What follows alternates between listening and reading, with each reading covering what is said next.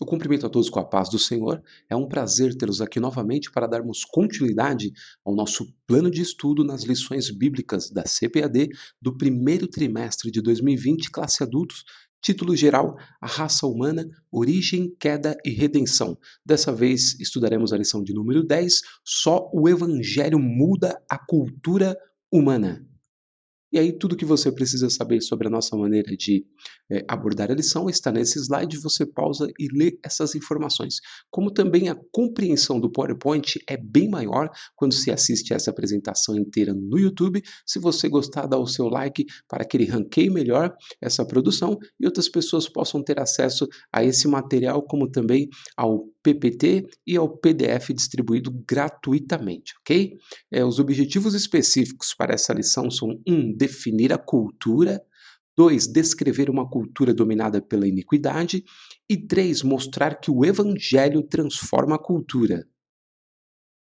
O texto áureo da lição diz: porque eles mesmos anunciam de nós qual a entrada que tivemos para convosco, e como dos ídolos vos convertestes a Deus, para servir ao Deus vivo e verdadeiro. 1 Tessalonicenses 1:9. E a verdade prática: em consequência do pecado, não há culturas inocentes nem inofensivas, mas todas elas podem ser transformadas pelo Evangelho de Cristo. A leitura bíblica em classe em 1 Tessalonicenses 1, do versículo 1 ao versículo 10, você pode pausar e fazer a sua leitura, como também complementar com a leitura diária, feita de segunda até o sábado, para ter uma abrangência maior sobre a lição. E aí, a introdução da lição, a parte selecionada, diz: na lição de hoje estudaremos a cultura humana através do prisma da Bíblia Sagrada. Nosso intento é mostrar que nenhuma cultura pode ser tida como neutra ou inofensiva, porque todas elas acham-se contaminadas pelo pecado de Adão. A gente sempre traz a conclusão da lição para saber até onde o comentarista expandirá o seu pensamento, e ele diz na conclusão, parte selecionada: a cultura atual em nada difere da pré-diluviana, o que é extremamente grave, e nós constatamos que é uma verdade, uma realidade. Então, agora, o slide que apresenta todos os tópicos da lição. No primeiro, nós veremos o que é a cultura. No segundo, uma cultura dominada pela iniquidade. E no terceiro, o Evangelho transforma a cultura. No primeiro, nós teremos definição de cultura, depois a cultura dos gentios e, em terceiro, a cultura do povo de Deus. No segundo tópico, veremos a cultura original, depois a cultura do homicídio, em terceiro, a cultura do erotismo e em quarto, a cultura do consumo irrefreado.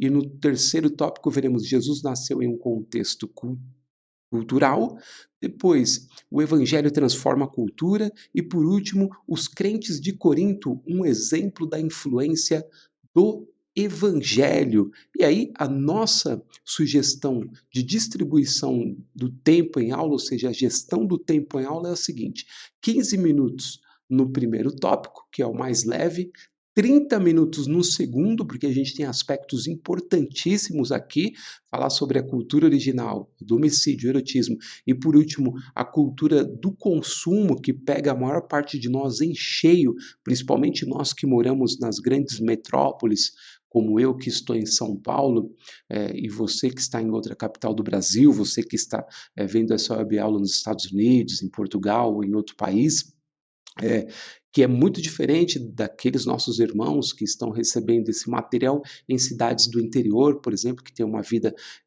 mais pacata, que tem uma vida mais tranquila e não tão consumista como a nossa. Então, esse segundo tópico vai ser um tópico muito importante para se pensar, principalmente em sala de aula. E 25 minutos no terceiro tópico. Vou falar sobre Jesus, nascendo num contexto cultural, obviamente. O evangelho transforma a cultura, e aí a gente precisa discutir isso, até que ponto o evangelho transforma a cultura ou ele transforma pessoas dentro da cultura. né, para contrapor a cultura mundana. Então vai ser uma questão importante também. E por último, os crentes de Corinto, um exemplo da influência do evangelho. Então, 25 minutos para o terceiro tópico, dando um total de 70 minutos, que é o que se tem na maior parte das salas de aula de escola dominical, 1h10. A gente passa então para o primeiro tópico, definição de cultura, a cultura dos gentios e a cultura do povo de Deus.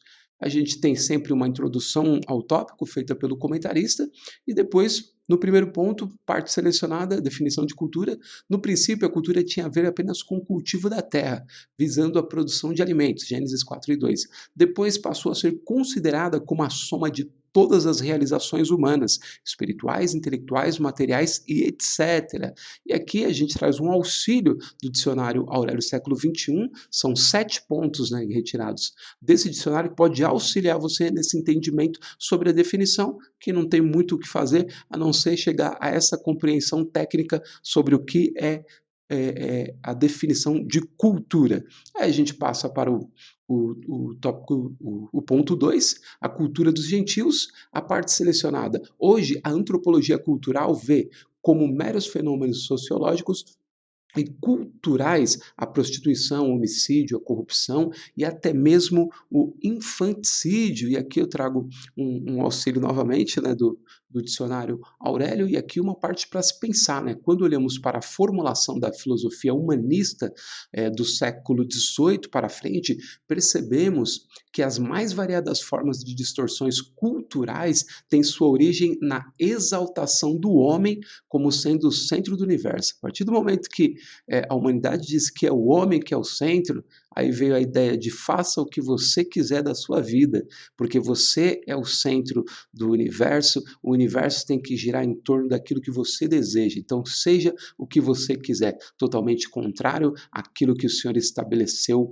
para o homem. E aí a definição do dicionário Aurélio século XXI sobre humanismo, doutrina ou atitude que se situa expressamente numa perspectiva antropocêntrica em domínios e níveis diversos, assumindo com maior ou menor radicalismo as consequências daí decorrentes. E aí o que é antropocentrismo? Que considera o homem como o centro ou a medida do universo, sendo-lhe por isso destinadas todas as coisas. Então, segundo ponto, que concebe o universo em termos de experiência ou valores humanos. Então, fica aí esse auxílio para esse ponto, que também é uma questão extremamente técnica e importante também para ser discutida na lição, o homem como querendo ser o centro do universo e aí recebendo em si mesmo as mais profundas mazelas do pecado. A gente passa então para o terceiro ponto, a cultura do povo de Deus. E aí a parte selecionada, a visão do povo de Deus quanto à cultura tem como fundamento a Bíblia Sagrada. Portanto, tudo quanto fizermos tem de ser aferido por este mandamento apostólico. Portanto, quer comais, quer bebais, ou façais outra qualquer coisa, fazei tudo para a glória de Deus, 1 Coríntios 10:31. E aqui o auxílio é mais uma questão para se pensar, principalmente vocês que estão em sala de aula para discutir esse assunto. Um dos significados para a cultura que vimos há pouco é o conjunto de características humanas que não são inatas e que se criam e se preservam ou aprimoram através da comunicação e cooperação entre indivíduos em sociedades, tá? E aí eu digo o seguinte, a partir disso, o meu pensamento é sobre qual texto das Escrituras poderia ser usado hoje como parâmetro para que essas características da cultura sejam praticadas por nós de acordo com a vontade de Deus. A minha resposta é que o texto das bem-aventuranças em Mateus do capítulo 5 ao capítulo 7 se configura como parâmetro perfeito para esse fim. Então, se você tiver a oportunidade de pensar nesse ponto da lição e ler Mateus, do capítulo 5 ao capítulo 7, começando com as bem-aventuranças, você vai ter ali um modelo perfeito para servir de parâmetro para tudo aquilo que é feito no aspecto cultural. Então, fica aí essa dica para vocês discutirem, ok? A gente passa para o tópico 2, uma cultura dominada pela iniquidade, a cultura original, a cultura do homicídio, a cultura do erotismo e a cultura do consumo irrefreado. E aqui o autor coloca a sua introdução ao tópico. No primeiro ponto, a cultura original, trecho selecionado: se a terra é do Senhor, todos deveriam saber que neste mundo não passamos de servos de Deus. Logo, tudo quanto produzimos deveria ser um reflexo da glória do Criador. E aqui a minha dica é o seguinte: você pode enriquecer sua reflexão sobre esse ponto resgatando trechos da revista Abaixo, que é do terceiro trimestre de 2019 e trata sobre a administração dos bens que pertence a Deus. Foi uma lição muito importante para nós. Como que a gente administra aquilo que Deus nos deu, que na verdade pertence a Ele, mas Ele graciosamente nos permitiu ser mordomos daquilo que pertence a Ele. Então você pode trazer partes dessa lição para compor esse trecho aqui. Se você não tiver o material, você pode acessar o vídeo que eu gravei dessas lições e retirar de lá também aquilo que for útil para você, ok? A gente passa então para o ponto 2, a cultura do homicídio. Texto selecionado: como resultado da apostasia de Adão, o homicídio é rapidamente incorporado à cultura humana. Hoje, vemos aqueles dias replicarem-se em todos os segmentos sociais. A cultura da morte não mudou. O que dizer do aborto, da eutanásia e da cruel indiferença ao próximo? E aí o ponto 3 também, que complementa esse ponto, a cultura do erotismo. O erotismo também impregnou rapidamente a cultura humana. O casamento foi logo banalizado, Mateus 24, 37 ao 39. E aqui o auxílio, mais uma vez, é algo para se pensar. Como esses dois textos se completam, você pode tratá-los de uma única vez, em primeiro lugar, e a questão é a seguinte: em relação ao que aqui está escrito, podemos dizer que a época em que vivemos serve como exemplo perfeito da perpetuação da cultura do homicídio e do erotismo. A gente não precisa muita coisa, é só pensar naquilo que acontece à nossa volta, aquilo que acontece até mesmo, permita-me, no nosso meio evangélico, né, onde em muitos lugares ou em muitas vidas não se há um parâmetro bíblico e as pessoas acabam, sem perceber, participando também de muita coisa da cultura maligna, e isso não é para nós que servimos a Deus. Fica aí um ponto para vocês refletirem. A gente parte então para o quarto ponto, a cultura do consumo irrefreado, e aí praticamente todo o texto está selecionado porque todo ele é importante. A cultura do mundo pré-diluviano, quanto ao consumo desenfreado, em nada diferia da nossa. Naquele tempo, as pessoas já tomadas pela apostasia não faziam outra coisa senão comer e beber. Hoje gasta-se exageradamente naquilo que não satisfaz. É o consumo pelo consumo. Eis o resultado de toda essa gastança. Famílias endividadas e muita gente à beira da miséria. Sejamos próvidos e não pródigos, tá? A palavra aqui é próvido mesmo, aquele que provê, provedor de coisas e não um gastador de coisas, tá? Lembrando que pródigo não significa perdido.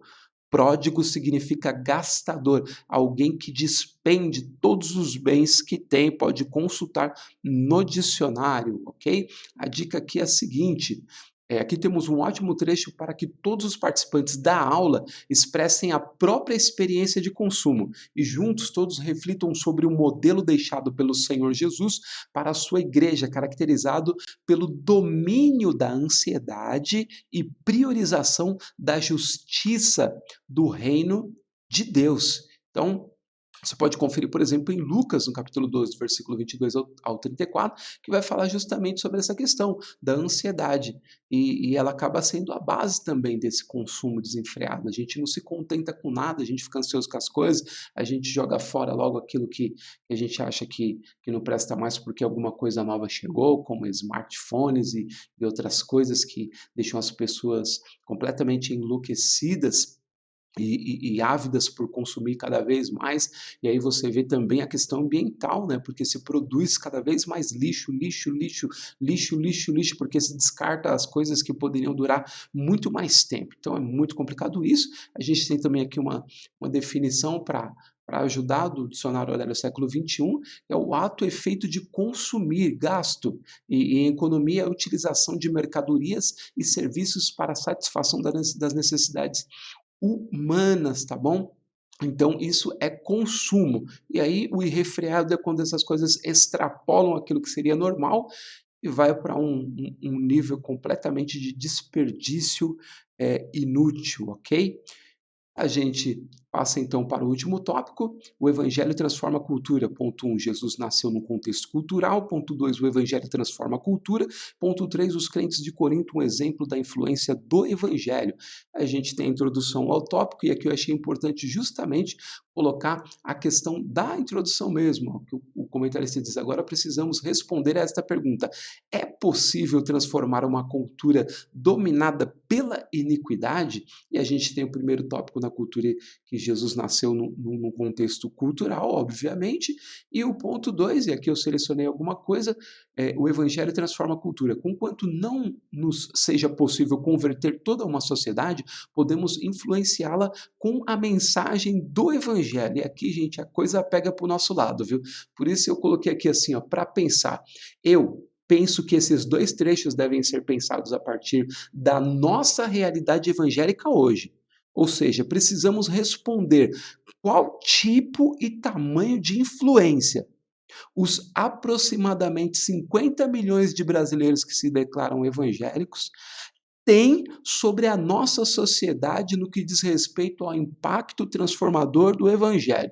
Então, essa é uma pergunta muito importante para ser discutida em sala de aula. A gente fala assim, eu ouço muita gente dizer, por exemplo, assim, o Brasil é do Senhor Jesus, profetiza, o Brasil é de Jesus, mas nós sabemos que nas nossas próprias igrejas, uma boa parcela de pessoas nem convertidas são frequentadores de culto, são pessoas que aderiram ao Evangelho, mas não se converteram. Então a gente tem locais, por exemplo, aqui eu que estou em São Paulo, e circulo em alguns bairros, vejo algumas ruas, por exemplo, que tem 6, 8 igrejas, uma praticamente do lado da outra. E você vê um bairro que não tem tantas pessoas transformadas. E aí a gente pergunta também a questão do exemplo. A gente tem pessoas que se dizem cristãs hoje em dia que também não têm um compromisso, um exemplo de vida, de comportamento, que seja o comportamento ensinado por Jesus.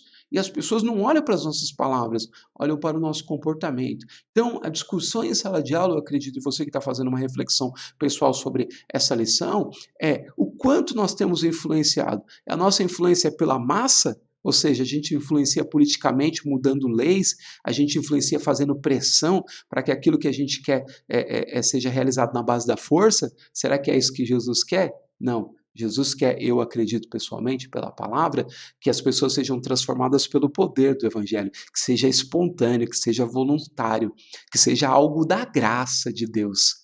E não algo forçado, algo imposto à sociedade. A sociedade não precisa ser aquilo que a gente quer que ela seja, porque Deus não exige isso dela, senão colocaria todo mundo no cabresto.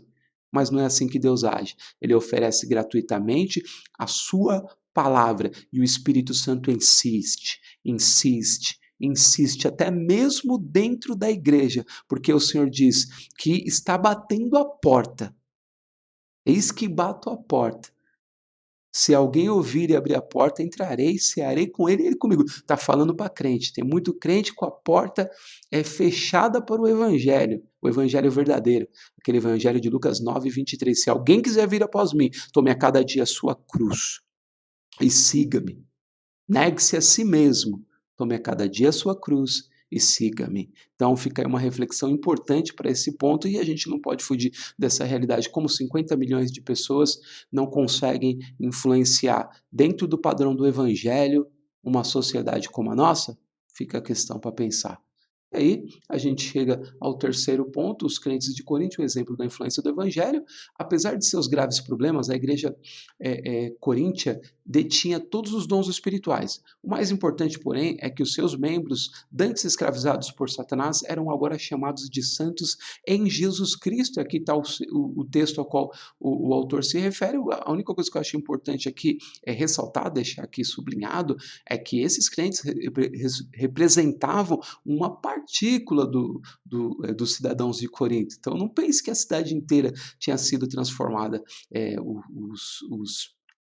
Os locais da Grécia, de Corinto, de Éfeso e outras localidades, eram locais de adoração a deuses gregos, e a influência era muito forte ali. Então, a gente está falando de uma partícula pequena, mas uma partícula que tinha uma conversão verdadeira, isso é que é importante. Então, não pensemos nós que toda a sociedade será transformada, porque Paulo diz que a fé não é de todos. Nem todas as pessoas querem um compromisso com Deus, um relacionamento com Deus. Tem pessoas que têm muito prazer no pecado e não querem de forma alguma deixar essa vida, mesmo sendo chamados e tocados pelo Espírito Santo. É outra questão complexa, mas fica aí para que todos possam refletir sobre essa rica lição em todos os seus pontos. Assim a gente chega à conclusão: a cultura atual em nada difere da pré-diluviana. No entanto, podemos influenciá-la através da pregação do Evangelho de Cristo. Se levarmos a sério a promessa de Atos 1:8,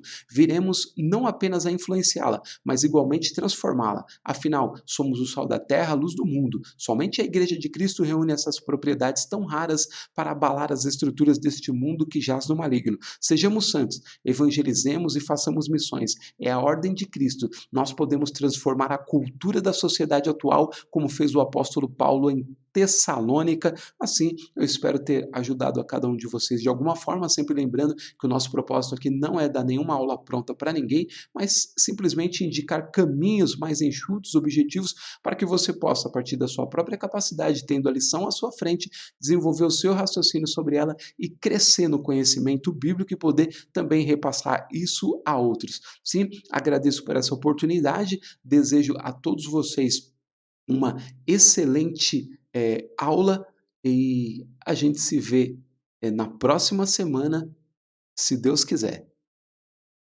Até lá.